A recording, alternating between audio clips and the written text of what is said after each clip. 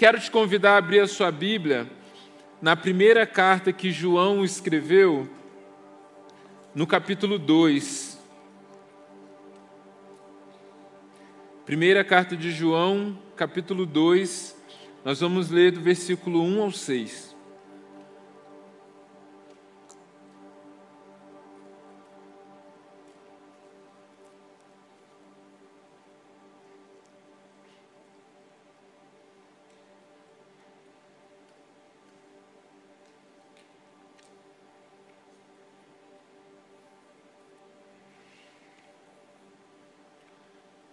Primeira João 2, de 1 a 6, diz assim: Meus filhinhos, escrevo a vocês estas coisas para que vocês não pequem.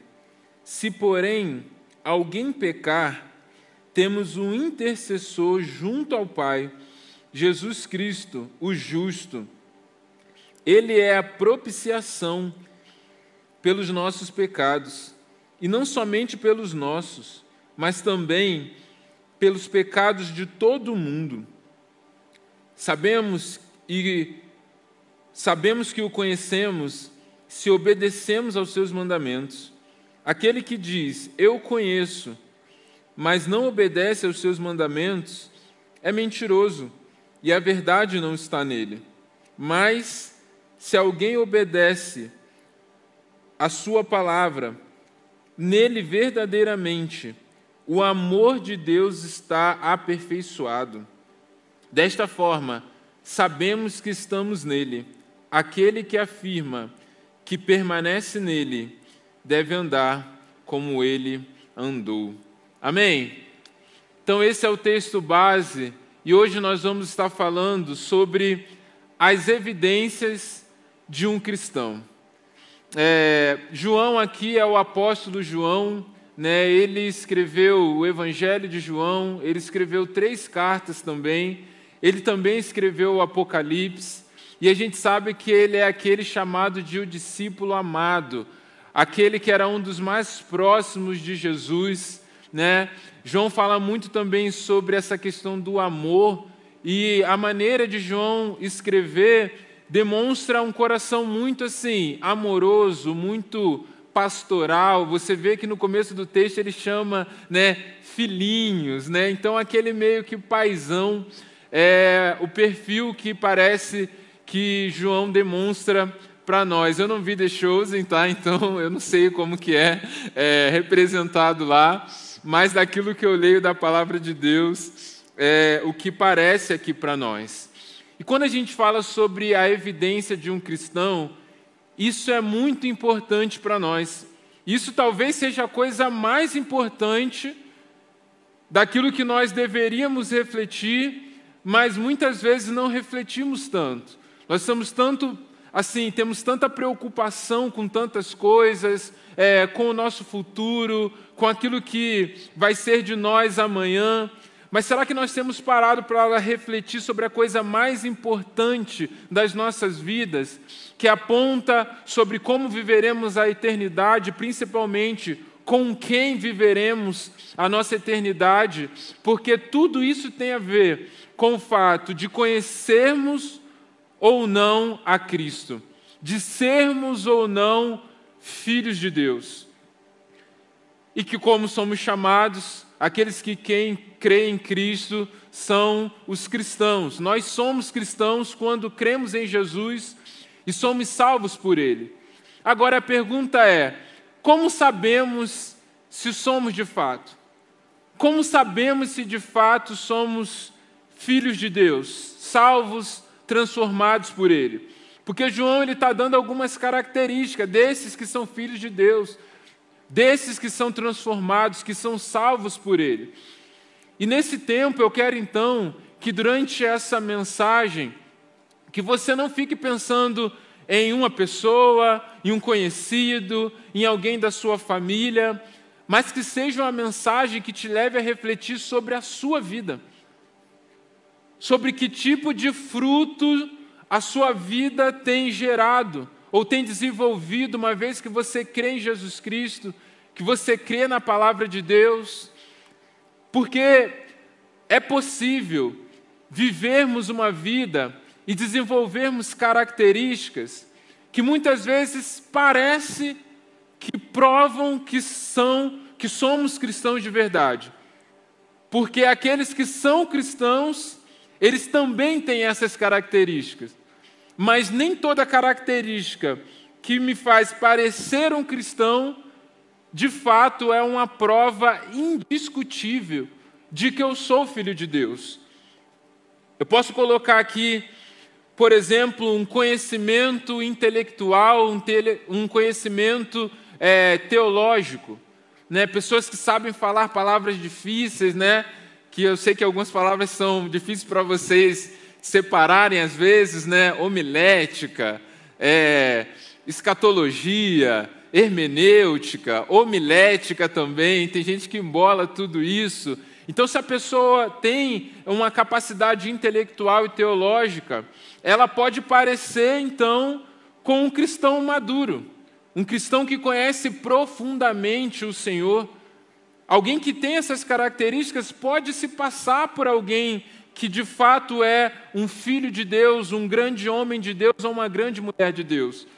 Por quê? Porque, muitas vezes, um homem de Deus, uma mulher de Deus, também desenvolve essas características. Mas essa não é uma característica indiscutível. Isso é só um dos exemplos. Eu posso usar aqui um grande envolvimento religioso, como serviço na igreja, assumir alguma função, algum papel de liderança no contexto eclesiástico, ter um ministério ativo,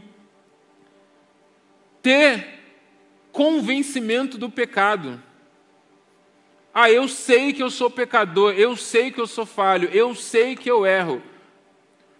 Um cristão, ele também tem isso, mas só isso não é uma prova indiscutível de que eu sou um cristão. Eu posso saber que eu sou pecador e mesmo assim não ser um filho de Deus, não ser salvo por Ele. Uma outra coisa, certeza. Não, eu tenho certeza que eu vou para o céu, eu tenho certeza que eu sou filho de Deus. Também não quer dizer nada, né? A gente tem certeza de tanta coisa que pode ser mentira, pode não ser verdadeiro. Então, o fato de eu ter uma certeza não quer dizer que é uma prova genuína de que eu sou um cristão, que eu sou um filho de Deus. E uma outra coisa também é o tempo de conversão. Se você é um cristão, se você teve um dia de encontro com Deus há bastante tempo, você tem bastante tempo de convertido. Mas se você já é batizado há muito tempo, se tornou membro de uma igreja há muito tempo, ou talvez cresceu na igreja, isso sozinho não é uma evidência clara e completa de que você é um filho de Deus. É possível ter essas características e ainda assim ser um grande mentiroso. Não ter tido uma experiência genuína e salvadora com Cristo. E João, ele fala sobre isso aqui. Ele dá uma característica aqui de que é possível vivermos como cristãos no nosso comportamento, desenvolvendo algumas características e mesmo assim não vivermos de fato essa salvação.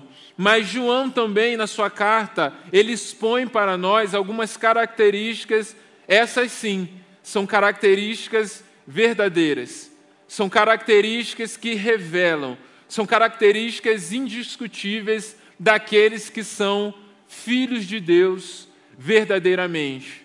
Então, nesse momento, nós vamos estar falando sobre essas características, e eu vou ser bem objetivo nessas características, porque eu quero que a gente tenha um tempo para a gente orar sobre isso no final, orar a palavra, mas dê atenção a isso. Olhe apenas para a sua vida.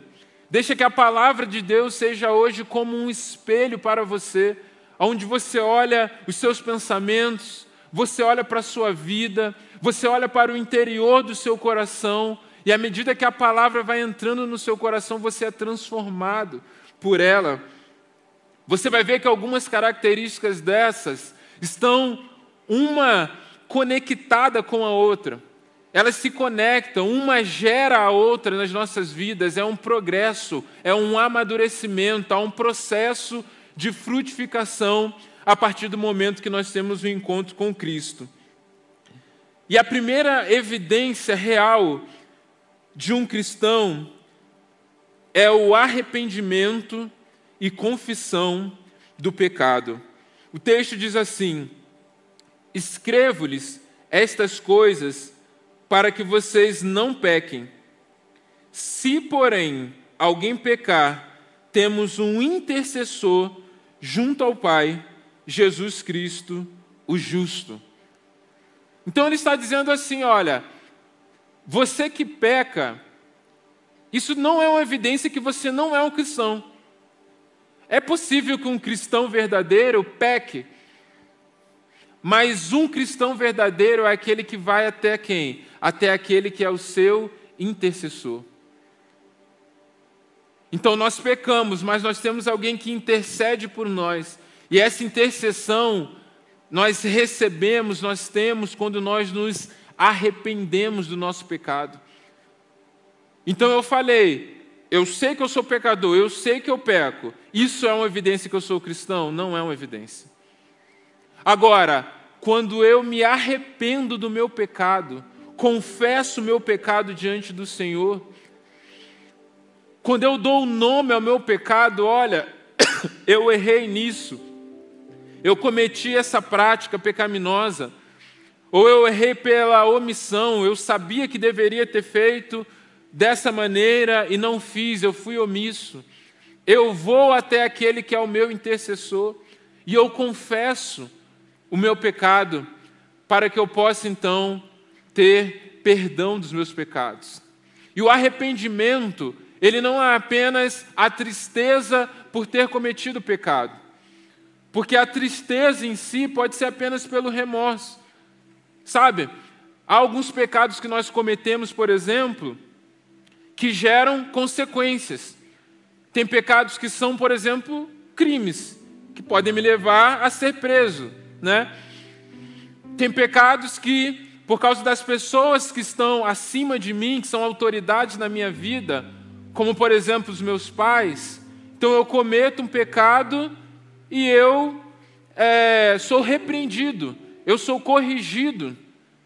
Tem pecado que geram consequências na sociedade, né? De repente você é uma pessoa que trata as pessoas de maneira ruim, você é uma pessoa ignorante, uma pessoa grossa. Isso pode te levar, por exemplo, a uma demissão do seu trabalho. Tudo isso é pecado diante do Senhor. Só que é possível que eu fique triste por pecar por causa da consequência do pecado. Poxa, eu não deveria ter feito isso, eu estou triste porque eu fiz. Por quê? Porque eu não queria a consequência. Talvez se eu não tivesse passado pela consequência, eu continuaria ok com aquele comportamento. Então, isso não é arrependimento. O arrependimento verdadeiro é quando eu reconheço, eu peço perdão, eu confesso o meu pecado em uma decisão de mudança de rota, de mudança de comportamento, de mudança de atitude, de mudança de caráter. É uma decisão de deixar para trás aquilo que eu estou fazendo, mas é apontar para uma decisão de fazer de uma forma diferente. É por isso que quando você vem no apelo, você se arrepende diante do Senhor, e você chora, e você se quebranta, e você confessa o seu pecado, você não sabe se você se arrependeu. É como eu falei no último sábado, a Jaqueline endossou aqui novamente sobre Neemias. A gente sabe que de fato Neemias, ele se arrependeu, porque 4 meses depois ele ainda estava posicionado naquilo. Então, como eu sei que eu me arrependi de verdade? Quando eu sei que o meu choro de arrependimento, de quebrantamento é verdadeiro? Não é na hora que eu levanto e eu enxugo as minhas lágrimas. É quando estou novamente diante da mesma situação. Quando estou novamente diante daquela mesma situação, se a minha decisão foi a mesma, eu olho para trás e lembro, poxa, eu não me arrependi lá atrás. Agora, se diante da mesma situação eu tomei uma atitude diferente, eu pensei diferente, aí eu sei que eu estou traçando um caminho de arrependimento, e isso é um sinal de que eu sou um cristão verdadeiro, porque o cristão verdadeiro, ele peca, ele se arrepende e ele confessa o seu pecado para uma mudança. Isso ao Senhor e isso às pessoas também. Tem pessoas que muitas vezes elas pecam contra um irmão, contra alguém, e elas têm dificuldade de quê? De ir se reconciliar, de ir lá e confessar: cara, errei com você, me perdoe, eu quero ser diferente, eu quero fazer diferente. A gente vive isso nos nossos ciclos de amizade, nos nossos relacionamentos, vivemos isso na nossa família, no nosso casamento nós vivemos isso. Então, se eu sou uma pessoa orgulhosa, dura de coração, que erro com o outro, e não consigo pedir perdão, não consigo confessar o meu pecado, isso também demonstra, para mim, um caráter que ainda não foi transformado por Cristo. E se você vê essas características na sua vida, clame a Deus. Nós teremos um tempo aqui no final para fazermos isso em cada um desses passos, para que Deus te dê esse coração quebrantado, arrependido, para que haja transformação em nossas vidas. Essa é a primeira evidência: arrependimento, confissão de pecado. Agora, da mesma forma que um cristão ele pode pecar, um cristão ele não vive pecando. E nós pecamos por quê? Por causa da nossa natureza pecaminosa. Nós sabemos que o diabo ele é real e ele usa de situações sim para trazer tentações, para aguçar ainda mais um desejo que já vem da nossa natureza pecaminosa. Mas a verdade é que mesmo sem uma ação específica do inimigo contra as nossas vidas, nós já somos caídos, nós já temos uma natureza pecaminosa que nos leva a querer pecar. Então, para que a gente viva em santidade, para que deixemos de pecar, para que após o arrependimento eu venha acertar, eu preciso dessa segunda característica. E essa segunda característica é a obediência à palavra de Deus. O texto diz: sabemos que o conhecemos se obedecemos aos seus mandamentos. Talvez na sua versão esteja: se guardamos o seu mandamento. É a mesma coisa. Então eu me arrependo para uma direção. E essa direção é o quê? Uma vida em obediência à palavra de Deus. Uma vida que guarda os mandamentos do Senhor.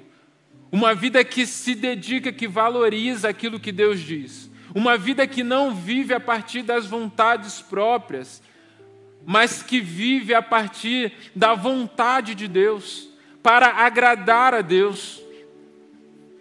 Então, uma das evidências de um cristão é porque ele ama a palavra, é porque ele obedece a palavra, é porque ele se alegra naquilo que Deus diz, é porque ele consagra os ouvidos dele, ele medita na palavra dia e noite. Então, se eu digo, eu sou cristão, mas eu não gosto da Bíblia, eu não gosto da revelação dada de Deus para nós através das Escrituras, isso já é um sinal que eu não sou um cristão verdadeiro. Agora, se eu sou aquela pessoa que ama os mandamentos do Senhor, que leio e que busco obedecer, isso é um sinal de que eu sou de fato um filho de Deus.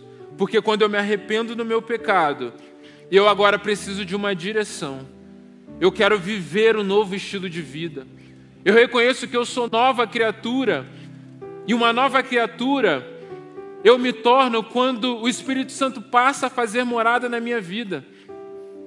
Mas agora que eu tive uma experiência pessoal com Deus, eu preciso também ter uma experiência com aquilo que Ele diz. Porque na minha vida eu vou absorvendo como verdade muitas coisas que são mentira. Sobre a vida, sobre o futuro, sobre a minha identidade, sobre a sexualidade, sobre dinheiro, sobre casamento. Olha só. Então, desde criança até a fase que você vive hoje, você foi, a partir dos contextos, das pessoas que você ouviu, das experiências que você teve, absorvendo crenças. Quando eu tenho um encontro com Jesus e eu me arrependo do meu pecado, tá bom, eu vou viver uma nova vida com Jesus. Mas como viver essa nova vida? O que eu faço agora diante de todas essas áreas da minha vida? Só é possível se eu tiver prazer em obedecer a palavra de Deus, em buscar conhecer mais aquilo que Deus diz, em guardar os mandamentos. E a partir disso, eu desenvolvo a terceira característica. Olha só o que está escrito. Mas se alguém obedece a sua palavra, nele verdadeiramente o amor de Deus está aperfeiçoado. Eu me arrependo, e aí eu caminho na direção da palavra de Deus, e a direção de viver uma vida de obediência a Deus é o que me faz amá-lo mais. É o que aperfeiçoa o amor dele na minha vida. Como faço para amar mais a Jesus? Como eu faço para amar mais a Deus? Como eu posso ser aperfeiçoado nesse amor? É a partir de um processo de obediência. E às vezes a gente diz assim, é tão difícil obedecer ao Senhor, é tão difícil matar a nossa carne, é tão difícil deixar a minha vontade, as minhas prioridades, aquilo que é melhor para mim, para viver para o Senhor. E muitas vezes a gente até cai no engano, né? De que, não, eu vou fazer desse jeito, porque se eu fizer do jeito que é para eu fazer mesmo de Deus, eu não estou sendo sincero. E Deus, Ele não vai aceitar aquilo que eu vou fazer se eu não for sincero, se eu não fizer de todo o coração. E aí a gente acaba vivendo uma obediência que, na verdade, é sentimentalista. Ou seja, eu obedeço quando eu sinto que eu devo obedecer. E quando eu não estou sentindo é porque eu não estou sendo sincero. E aí Deus não vai receber. E se Deus não vai receber, não vale. Não é assim.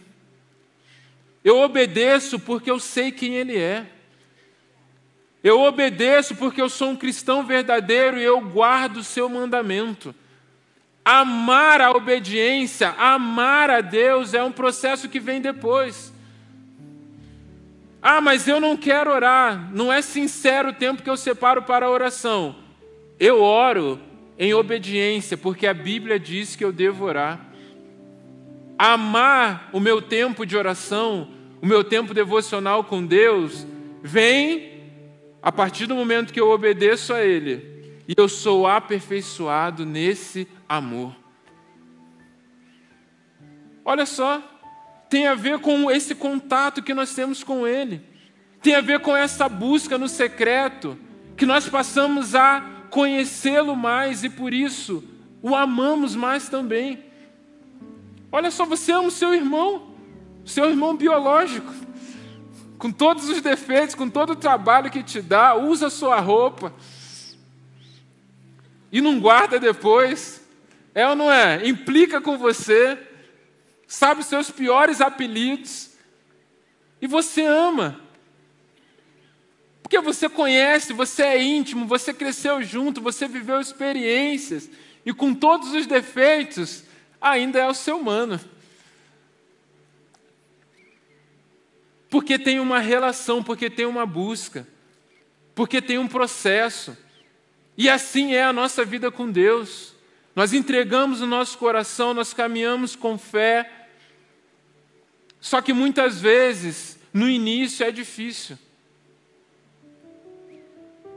As decisões que nós precisamos tomar, a dedicação que nós precisamos ter, a busca constante, nem sempre A sinceridade vai nos levar à intimidade. Mas quando somos obedientes, passamos a amar. E muitas vezes aquilo que fizemos apenas por convicção de fé deixa de ser uma obrigação e passa a ser um deleite. A partir do momento que aquela decisão começa a frutificar em nossas vidas, a partir do momento que a transformação passa a tomar uma forma visível, aquilo que nós estamos fazendo no secreto, que está nos transformando, começa a gerar frutos no nosso dia a dia, nos nossos relacionamentos. Sabe, o seu casamento estava lá destruído, acabado, passando por uma situação difícil, sem amor, sem paz na sua casa, e de repente você começa a obedecer a Jesus, de repente você começa a se arrepender, de repente você começa a amar mais essa nova vida. E o que acontece? Você vê Deus mudar o seu casamento. Você vive um momento de paz, a sua aliança com a sua esposa é renovada. Ou seja, aquilo que muitas vezes começou com alto preço sendo pago, passa a ser um deleite, porque agora você vive uma experiência verdadeira com Ele, porque agora você vê os frutos aparecendo na sua vida, e isso vai te aperfeiçoando naquilo que começa muitas vezes difícil, mas aquele que é obediente desenvolve, é aperfeiçoado nesse amor. Talvez quando você olha para a sua vida, você pode enxergar isso.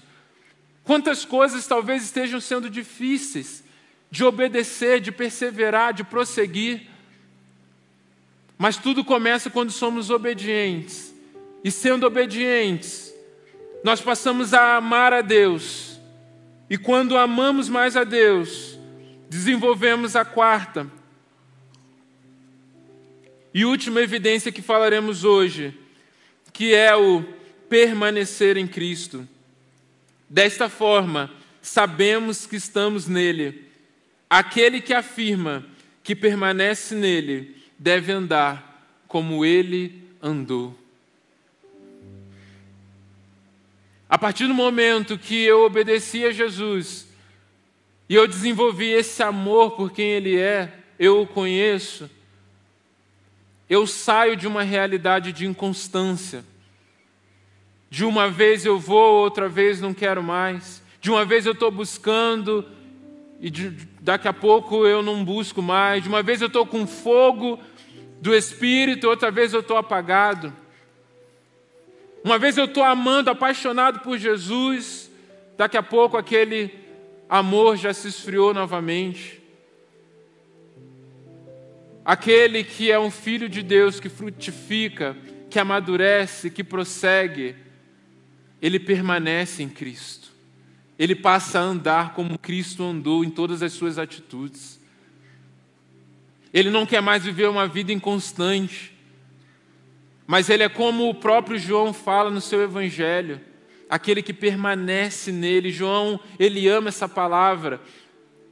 Quando a gente lê o evangelho de João, a gente vê várias vezes ele dizendo sobre permanecer na videira que é Cristo. E quando nós permanecemos nele, isso também revela uma vida de um cristão verdadeiro, uma evidência de alguém que não é inconstante na sua fé, que não é inconstante no seu amor, que não é inconstante na sua obediência, mas que permanece em Cristo como a sua principal referência. Olha para as suas virtudes, busca as virtudes do Cristo e desenvolve. Por quê? Porque entendeu que não há outro caminho a se seguir, senão um caminho que também Jesus trilhou. E a pergunta é: você vê essas evidências na sua vida? Qual foi a última vez que você se arrependeu, que você se quebrantou diante de Jesus? Você é a pessoa que tem um amor pela palavra? Você se considera alguém que ama a Deus acima de todas as outras coisas? Nós podemos amar muitas coisas, mas a diferença é que o cristão, ele ama a Deus mais do que as outras coisas. Nós amamos muitas pessoas, Mas um cristão verdadeiro é aquele que ama mais a Deus do que qualquer outra pessoa. E se você é aquele que permanece em Cristo, se essas características virassem uma lei, e essa lei fosse: todo aquele que é um cristão verdadeiro, ele vai ser preso. Perseguição. E aí aparecesse lá um policial lá na sua casa. Você é um cristão verdadeiro? E aí você vai falar assim: sim, eu sou um cristão verdadeiro. Então você vai ser preso. E aí você, como filho de Deus, não, eu vou ser preso como cristão, não vou negar a minha fé. Aí o policial fala assim: tá bom, apresente as provas de que você é então um cristão verdadeiro e que você pode ser preso. E aí? O que é que você apresentaria?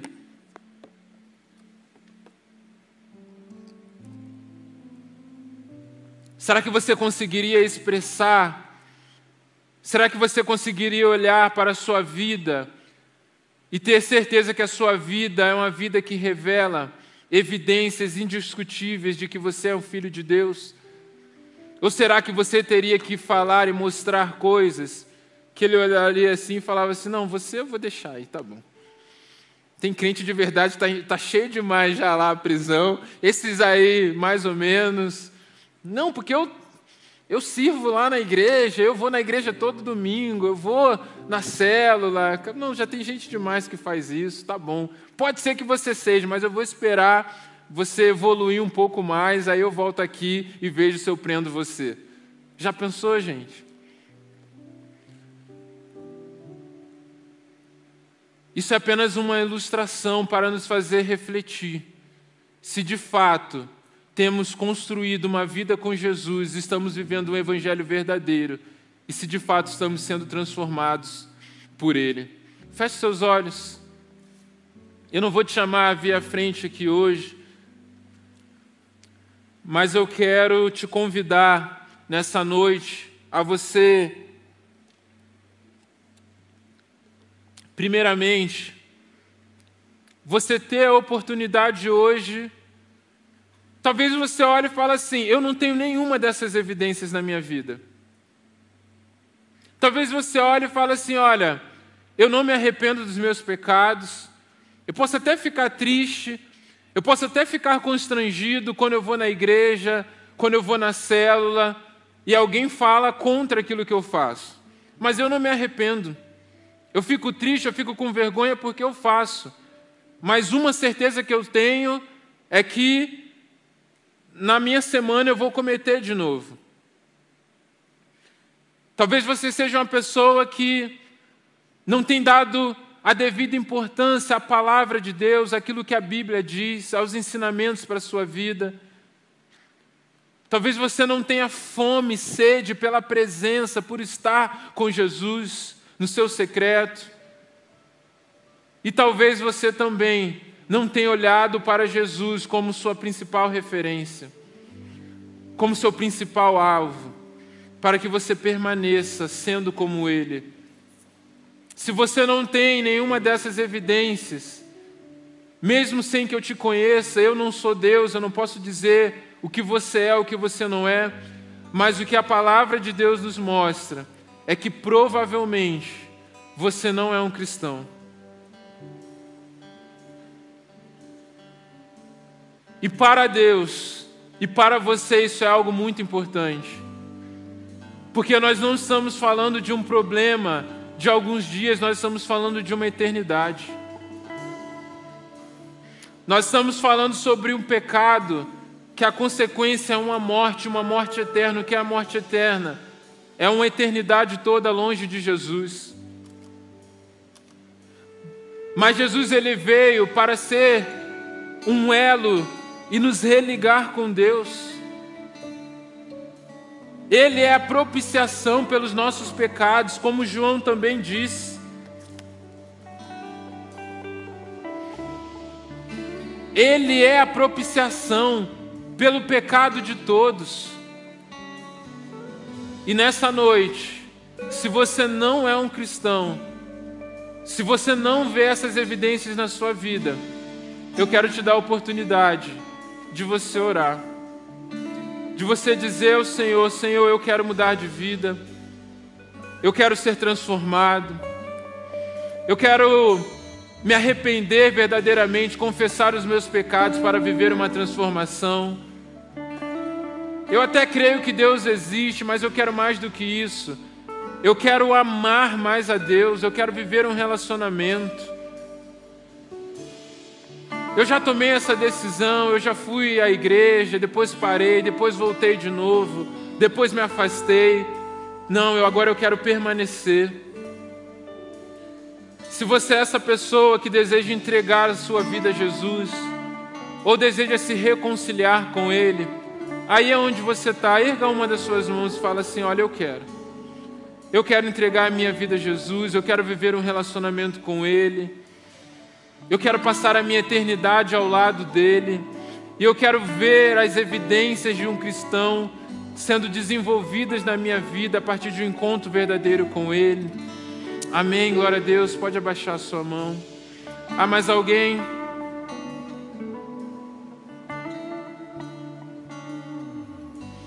Feche seus olhos, vamos orar. Jesus, nós te agradecemos. Obrigado porque hoje uma vida nesse lugar se entrega ao Senhor, ó Deus. E nós declaramos para que essa palavra, essa decisão seja como uma semente que vai gerar frutos, Deus.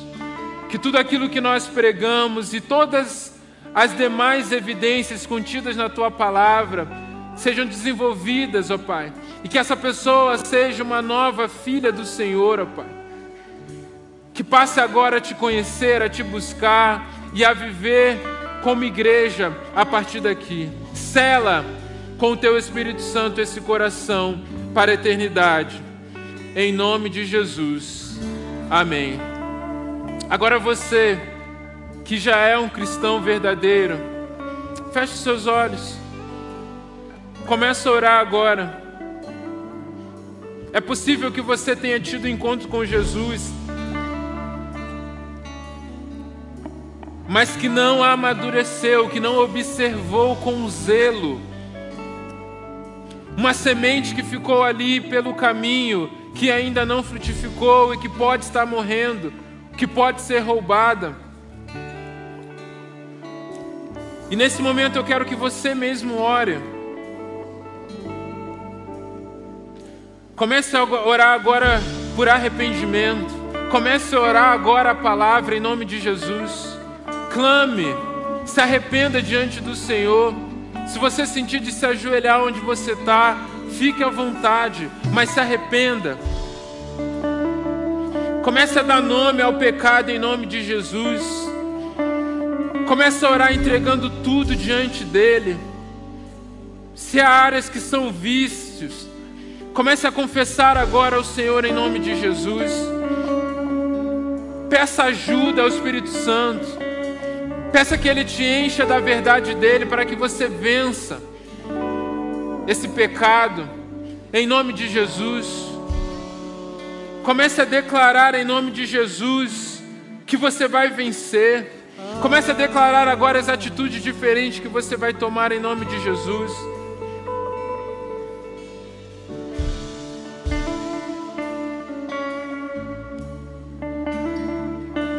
Comece a declarar agora obediência à palavra de Deus. Peça ajuda ao Espírito Santo para que você possa ler a sua palavra todos os dias, meditar, se aprofundar naquilo que Ele diz. Conhecer mais a Deus passa por um amor maior à sua palavra. E à medida que isso for gerando vida em seu coração, à medida que você vê com clareza uma nova postura diante da palavra, comece a se comprometer com Ele. Comece a dizer a Ele as mudanças que você fará na sua agenda, para que você obedeça a Ele, para que você ame mais a Ele.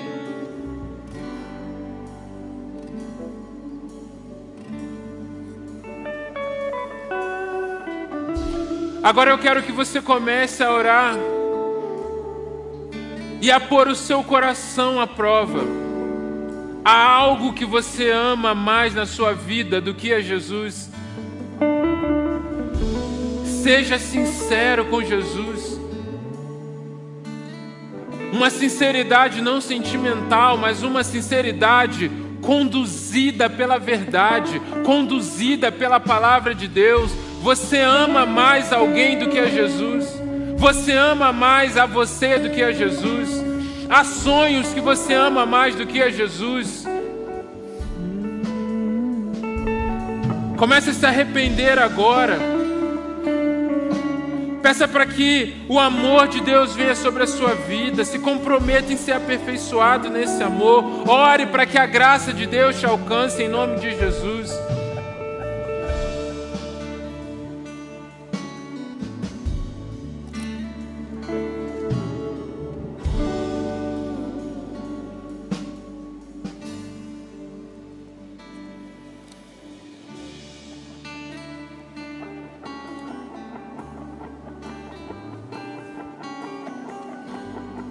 E agora eu quero que você ore também, clamando ao Espírito Santo para que te ajude a permanecer. Aquilo que você viveu uma vez não diz quem você é. A experiência que você teve em um retiro não diz quem você é. A experiência que você teve numa conferência não diz sobre quem você é. Uma decisão que você tomou uma vez não diz sobre quem você é. Que diz quem você é, quem você imita todos os dias. É quem você segue todos os dias. É quem você prioriza. É o parâmetro principal para as suas decisões. É quem você ouve todos os dias. Uma decisão de permanecer em Cristo. Começa a orar aí. O que tem feito você ser inconstante diante dele? Que tem te afastado de permanecer em Cristo?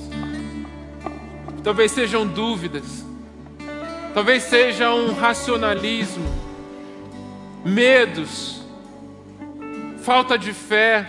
Clame ao Espírito Santo, Ele está aqui nesse lugar.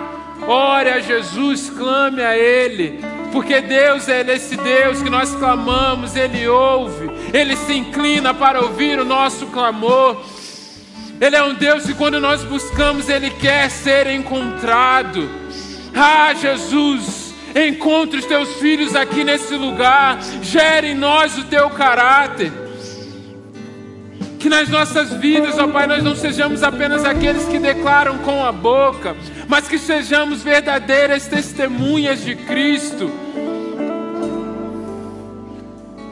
Assim nós oramos, em nome de Jesus. Amém. Vamos adorar o Senhor nesse mesmo espírito. Então vamos ficar de pé, vamos orar, entregando esse tempo ao Senhor, e depois a gente vai adorar mais um pouquinho. Senhor, nós te agradecemos por esse culto. Muito obrigado, Senhor, por cada vida nesse lugar, mas principalmente por causa da tua presença hoje aqui, ó Deus. Para nós, Deus, é um privilégio ouvirmos a tua voz e que tudo aquilo declarado aqui e tudo mais que o Senhor fez em cada coração, ó Pai, que nada se perca, que tudo frutifique em nossas vidas. Nós oramos que o amor de Deus, o nosso Pai, que a graça salvadora de Jesus Cristo e que a comunhão do Espírito seja sobre todos aqui nesse lugar, hoje e para todos sempre. Amém.